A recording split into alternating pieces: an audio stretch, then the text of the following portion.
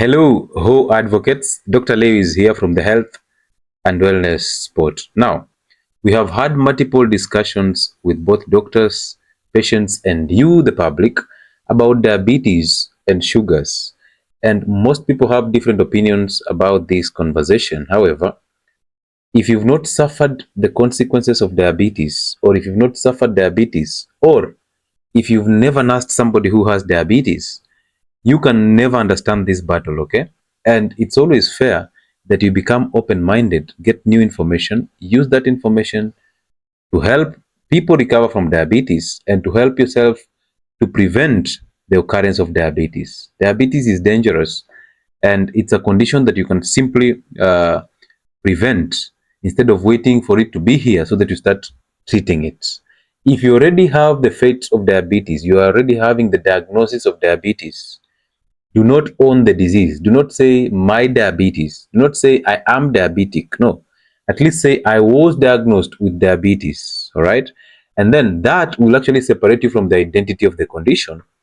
And it will become easier for you to actually handle it when you see it in that perspective. It looks like a very small statement, but it's very necessary. However, tonight I just want to make you understand what are these sugars and where are they coming from. So possibly through this video, you can get to actually undo those myths. You can get to unlearn some of the things that you've learned about sugars, and now you can start leading a healthy life.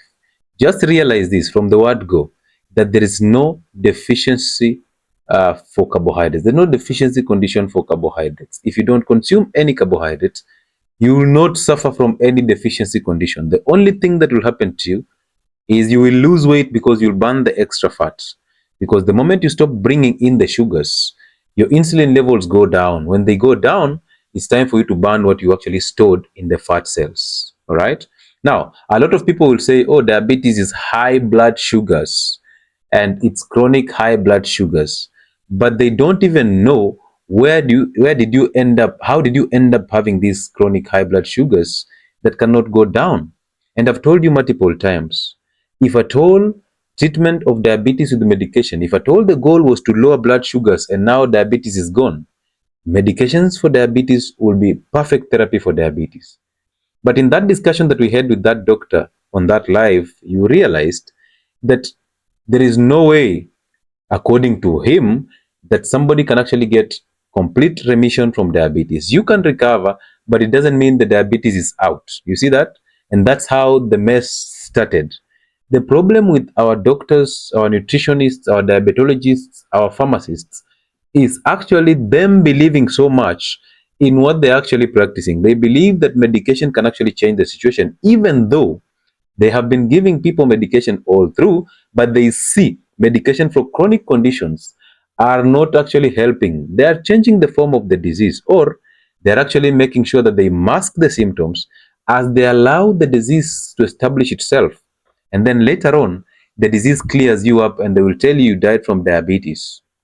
They will tell you it's a chronic progressive condition of sugars or high blood sugars, because when they tell you it's progressive, they want to make you believe that it's just one path, is a highway, and is only one direction. Because this progression goes with time. So it comes in with time. So once you believe the progression, you can never do anything. You'll only rely on them giving you medication. But I've always stood with this, that if you're taking more than 2 types of medication to treat diabetes or to lower blood sugars, you are the problem. Why? Because how can you take one medication, it fails, and you move on to take another one, you add on another one, you add on another, until the time all of them have failed, now you have to start the injections. Why is that happening? Because nobody's actually paying attention to where the disease is coming from. Most of us are paying attention to what the disease is causing us and the symptoms of the disease, but not the causes of the disease. That's why this channel exists, to remind you that your diet is actually a backbone of your healthcare. And if there are foods that you can actually do without them, right? If there are addictions of foods that you actually have, and these addictions are landing you into trouble, please start fighting or start working out of those addictions slowly but carefully. There is no hurry. You can start from where you are and improve on a daily basis. So, misconceptions that people put across every time in regards of sugar is that natural sugar is healthier than the synthetic sugar, that the table sugar that is coming from the industries is actually way worse than the sugar that we're eating in sugarcane. This is somebody who you will simply understand that the biochemistry lessons actually escaped his mind for a reason. Sugar is sugar regardless of the source. The body does not understand natural or synthetic. The body does not understand brown or white.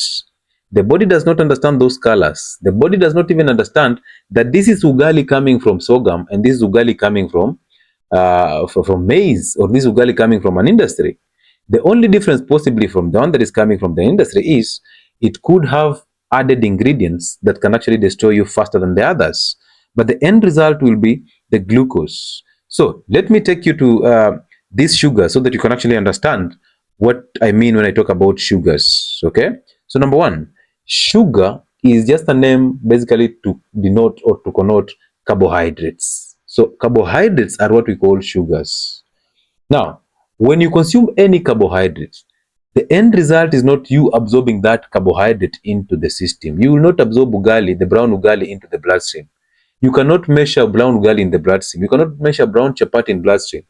What is going to be measured after the consumption of this carbohydrate are three monosaccharides, the basic monosaccharides. One is galactose, two is glucose, and three is fructose. All right, these are the things that are absorbed into the bloodstream. Now, when you absorb glucose, let's say you've eaten ugali, you've eaten chapati or wheat products, you've taken the table sugar, you've eaten rice, you've eaten even the complex carbohydrates. But the complex carbohydrates can be consumed in small volumes or small portions. Why? Because they come in with the fiber that, one, is good for your gut microorganisms. They feed on the fiber, and in return they can give you B vitamins, or they can help you in digestion to protect you from malnutrition and constipation. Okay. However, the end result of these complex carbohydrates will still be glucose. The only beauty is that the fiber holds on to the glucose and the digestion process is taking a long period of time. Therefore, you will release glucose in blood in a stable and a gradual way. It will not be a spike.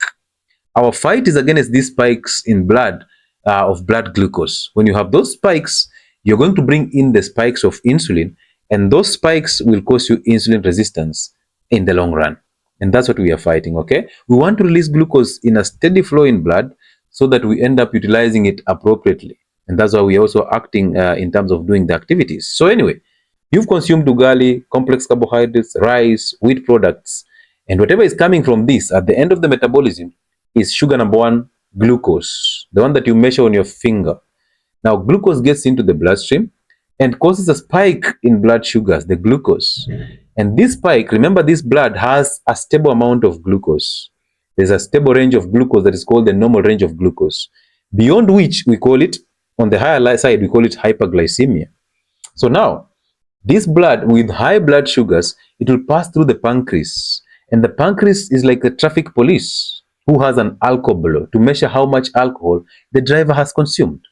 The pancreas, let's call it a sugar blow, right? So the pancreas has these measures or sensors that will detect that in blood we have high glucose levels. And this is going to hurt your eyes, your nerves, your brain, your kidneys. So what do? We need to bring it down to the normal level. So then the pancreas secretes insulin, the hormone.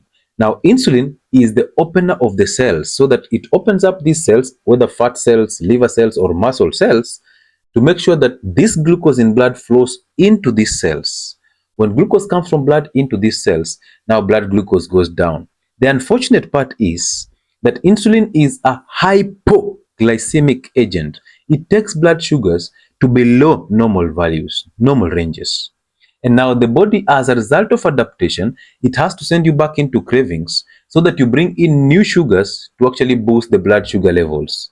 So you will never be in a stable state as you consume those simple carbohydrates. You're always taking sugars up to bring in insulin to take sugars down, to go into cravings to take more sugars, and this is the state that you're in. This is a very unstable state that actually ends up getting you into insulin resistance, and that is a problem. So that is glucose. So whether you've eaten brown ugali or white ugali, the end result will be glucose. So if you're already diabetic, you've been diagnosed with diabetes already, and you're on medication, or you're intending to prevent yourself from the outcomes or the complication of diabetes, or you intend to reverse diabetes, how then can you consume this ugali? How then can you simply ask if ugali is healthy? If ugali from the portion mill is better than ugali from the industries? How can you ask that question when you already know that your problem is coming in with this? All right, that is sugar number one. But this sugar number one has three fats. This is where it gets interesting. So glucose is converted to ATP. All right, this is where people tell you that if you don't eat carbohydrates, you will not have energy. That's a lie, because you can simply break down other components like fats, like amino acids and proteins to get glucose. So you don't have to rely on consuming carbohydrates to get glucose. All right, so now listen. So glucose is converted to ATP, energy. It's pumped into the muscle cells for activity. So that means you must be active to utilize what you're eating. Number two, sugar in form of glycogen is stored in the liver or in the muscle cells as temporary storage. In case you need it, you'll utilize it. That is glycogen.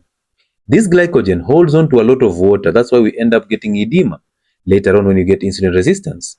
It also holds on to a lot of potassium. That's how we end up having the arrhythmias, the increased heart rates, and the problems in heart rhythms. Okay. Now, so glycogen is there awaiting to be consumed later on. But if you don't consume it, much of these sugars, both in blood glucose and glycogen, they are converted to fats and now pumped into the major store that is called the fat cells. These fat cells have the ability to expand to accommodate how much you're eating.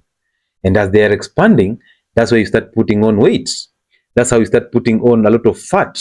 And the body is storing this fat here. It knows that one day you will utilize this fat. So it's actually storing it here for a rainy day. There'll be floods, there'll be natural calamities. So you can actually utilize this. However, you constantly consume 5 meals a day. There is no calamities. And even if there is a drought or there's a flood, the government will still send you rice, still send you flour, right? The unga, so that you can actually eat and continue the pattern of slavery. So as you eat, this is the time that the body was hoping that you can actually hold on to eating so that it can burn what you've stored. That's why fasting is very important. Fasting is not starvation. It's just you intentionally deciding, you know what, I have consumed so much, allow me to burn what I've actually stored. That's how you recover from these conditions. So you've stored it in fat cells, and now sugar is now in fats.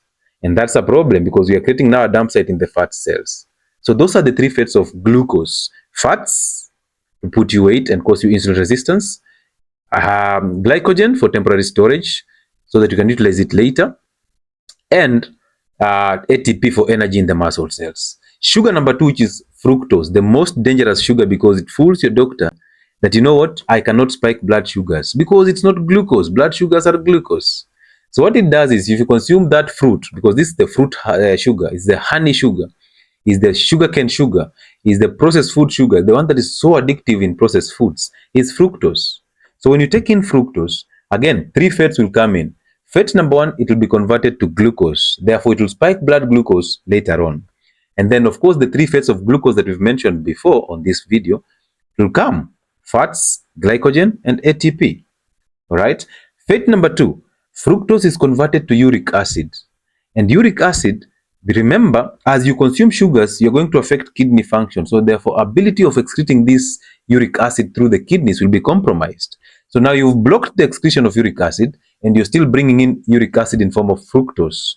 Now you have high uric acid that the body has to crystallize and send into the joints, and now you have gouty arthritis. And of course, your doctor will tell you to run away from red meats when they understand the metabolic pathways of fructose from biochemistry, that they can actually be converted to uric acid, causing you more problems. So how many of you have gout and have diabetes and you're still consuming fruits and you are on doses of drugs for gout, colchicine and all that, and you're on drugs for diabetes, all right, and your doctor has told you to drop red meat, but your symptoms are not improving? Don't you ask why? That is what you should do. Now, so that's fat number two. Fat number one is converted into glucose. Fat number two is converted into uric acid. And fat number three, which is the most dangerous pathway and the major pathway for fructose metabolism, it is converted to triglycerides. These are body fats. These are the triglycerides that start accumulating in the liver. If you've checked your cholesterol tests, the lipid profile, you will see we have total cholesterol, we have LDL cholesterol, we have HDL cholesterol, and then we have the triglycerides. Triglycerides are the ones that accumulate in the liver, causing you a fatty liver disease, which is the mother to insulin resistance, which gives birth to strokes, to heart attacks, to kidney failure, to high fats in the system, to obesity, to hypertension. All these conditions are coming in as a result of consumption of the fructose, which is the fruit sugar. So the more you consume those fruit sugar, do you expect yourself to get out of that diabetic state? You have your answer already. Now, that is now for the triglycerides. So a problem. One, you're going to get a fatty liver.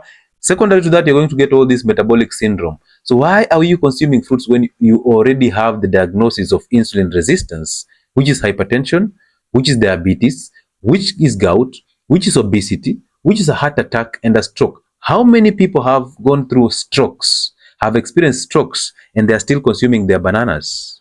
How many people do you know are diabetic and they have a fruit pudding in the morning for breakfast, courtesy of their nutritionist, courtesy of their diabetologist, because fruits are healthy, fruits have vitamins, but everybody is ignoring the sugar part, but focusing on the minimal nutrition in the fruits. If any case, the modern fruits don't have any nutritional value apart from fructose, and is intentional because they want to increase the size. They make the appearance very appealing so that you buy them, and then they increase the profits. So if you already have a diagnosis of this metabolic syndrome, this tells you that modern fruits are just a no for you. Again, realize this, that fruits are designed to be seasonal. They're designed to be bitter. They're designed to have fiber. They're designed to actually, their seeds are supposed to regrow. They're designed to go bad. They're even designed to attract birds and flies. But look at your fruits in the house. They don't even attract either of these. They don't even go bad. That tells you there's something that has been done to the fruits. It's not about the fruits. It's about something that has been done to the fruits. So as your doctor insists on you consuming fruits, because it's always in diet plans. That's why I never write diet plans for people. It's always about the diet plans that have the fruits and all that. Please, if you already have a metabolic condition, avoid the fruits. There is no nutrition that is in fruits that you will not get in other foods. For example, in vegetables, you'll get it there. In the meats, you'll get them there. All right? So enjoy it.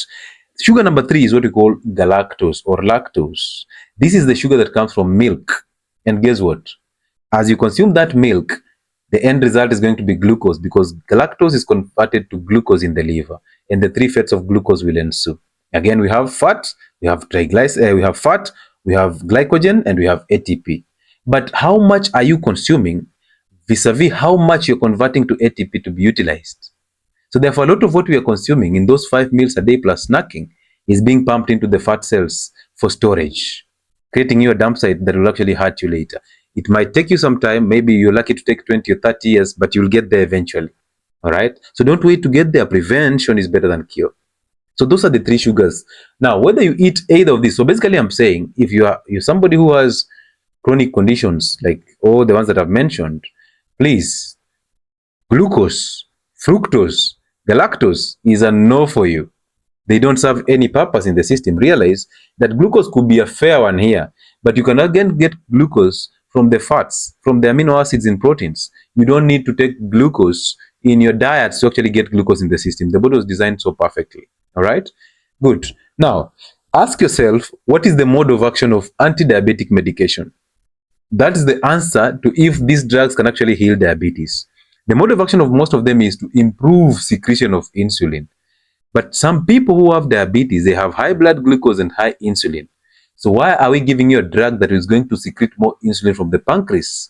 Are we not going to wear off the pancreas? Are we not going to top up more of the insulin, causing more insulin resistance and more problems? See that? Others, they increase sensitivity of insulin to the receptors on the cells so that they open up the cells and sugar flows into the cells. But for heaven's sake, if that is the goal, then of course drugs for diabetes will be an effective therapy. Now, if we've attained this level of sugars that we've sent them into the cells for utilization, and now we don't have sugars in the blood anymore, why are we still diabetic? Why? Doesn't it mean that, you know what, drugs just changed where the sugar is, and then they held us there. They held us in the diabetic state, waiting for another carbohydrate dose, and sugar spike again. Please, if you're diabetic, be safe. Be safe. You know what to do. You can change your life for the better. Do not wait for a doctor, because a doctor cannot change your kitchen. A nutritionist cannot change your kitchen. Just remember this, that they believe so much in what they're actually preaching.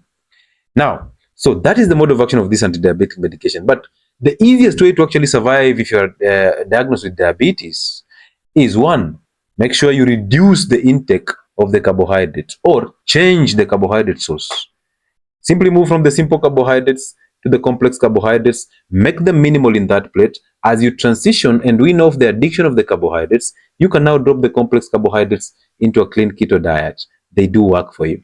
Fatty meats or fats, protein, and vegetables, plus an avocado as your only one, only fruit, okay? You're good to go.